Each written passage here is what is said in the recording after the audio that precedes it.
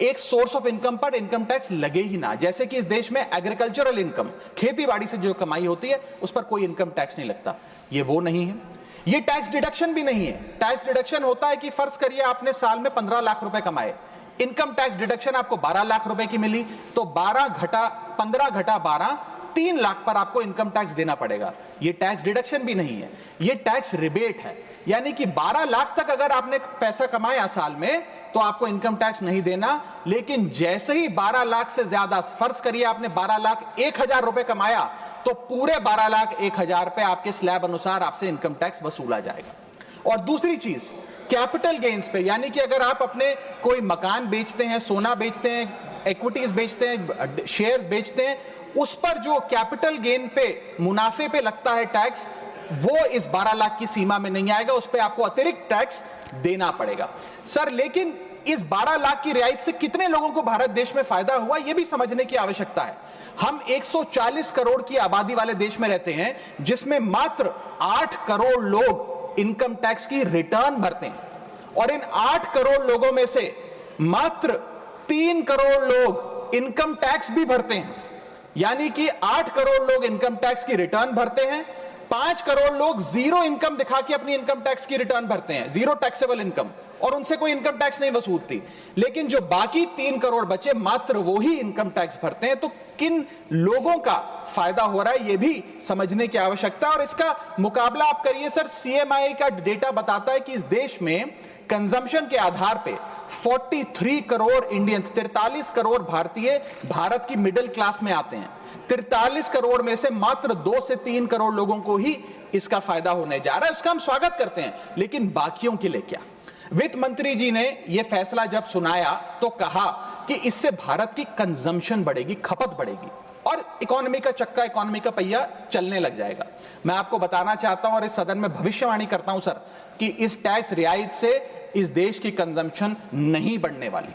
अगर आप वास्तव में इस देश की खपत यानी कि कंजम्पशन बढ़ाना चाहते हैं, तो आपको इनकम टैक्स के साथ साथ जीएसटी नाम का टैक्स कम करना पड़ेगा, क्योंकि जीएसटी वो टैक्स है जो इस देश का अमीर से अमीर आदमी और गरीब से गरीब आदमी भी देता है। जब गरीब आदमी अपने घर में चूल्हा जलाने के लिए माचिस खरीदता है तो उस पर भी जीएसटी देता है, और अमीर आदमी जब सफर करने के लिए मर्सिडीज और बीएमडब्ल्यू खरीदता है उस पर भी जीएसटी देता है। जीएसटी वो लोग भी देते हैं जो इनकम टैक्स नहीं भरते, जीएसटी वो लोग भी देते हैं जिनको सरकार, उन 80 करोड़ भारतीयों को जिनको फ्री राशन देती है, जीएसटी उनसे भी वसूला जाता है। तो सही मायने में अगर आप भारत में खपत यानी कि कंजम्पशन को बढ़ाना चाहते हैं, इकोनॉमी रिवाइव करना चाहते हैं, तो आपको जीएसटी कम करना पड़ेगा और जीएसटी स्ट्रीमलाइन करना पड़ेगा।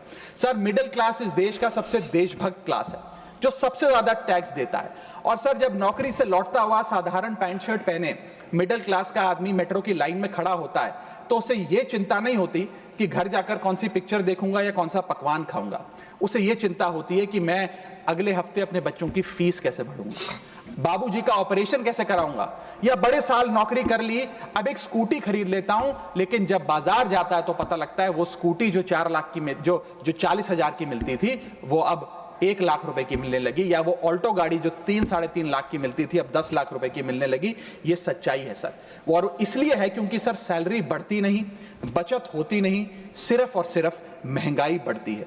और सर, मैं ये भी आपको बताना चाहूंगा, रिपोर्ट्स बताती है, इकोनॉमिक सर्वे ऑफ इंडिया बताता है कि सैलरी औसतन मात्र 3% बढ़ी है पिछले वित्तीय वर्ष में, जबकि food inflation 10%, health care inflation 15%, और कंज्यूमर प्राइस इन्फ्लेशन और न जाने कितनी इन्फ्लेशन तो इनसे कहीं ज्यादा ऊपर आंकड़ों पर आज मंडरा रही है, लेकिन उसके मुकाबले सैलरी मात्र 3% बढ़ी है। सर, देश का मिडिल क्लास एक बहुत बड़े डेट ट्रैप में भी फंसने जा रहा है। मैं ये भी भविष्यवाणी आज करना चाहूंगा, क्योंकि भारत का household debt to GDP ratio आज 40% पे खड़ा हो गया। सरल भाषा में बताऊं तो भारत के मिडिल क्लास परिवार आज रोजमर्रा के जीवन के लिए, अपने डेली एक्सपेंसेस के लिए लोन लेने पर मजबूर हो गए हैं, चाहे वो पर्सनल लोन हो, चाहे वो क्रेडिट कार्ड के जरिए हो, या चाहे वो अन्य प्रकार से फाइनेंशियल इंस्टीट्यूशन से ब्याज पर पैसा लेना हो।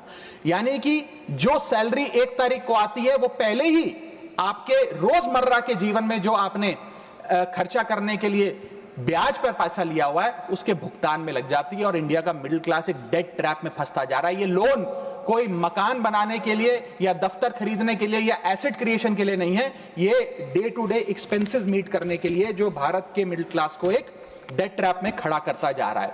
सर, सैलरी तो 7 तारीख को आती है महीने की, लेकिन 1 तारीख को मकान मालिक आ जाता है दरवाजे पे दरवाजा खटखटाने की किराया दो।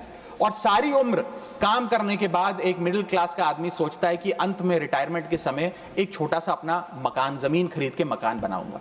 जमीन खरीद के मकान बनाना तो छोड़िए सर, आज रियल एस्टेट के प्राइसेस आपकी अर्निंग्स, मिडिल क्लास की अर्निंग्स के मुकाबले इतने ज्यादा हैं कि रिटायरमेंट 2-3 जन्म काम करने के बाद, रिटायरमेंट लेने के बाद भी शायद वो 2 BHK अपार्टमेंट भी नहीं खरीद पाएगा। इसीलिए मिडिल क्लास आज सरकार को वो गाना सुनाना चाहता है कि सारी उम्र हम मर मर के जी लिए, एक पल तो अब हमें जीने दो।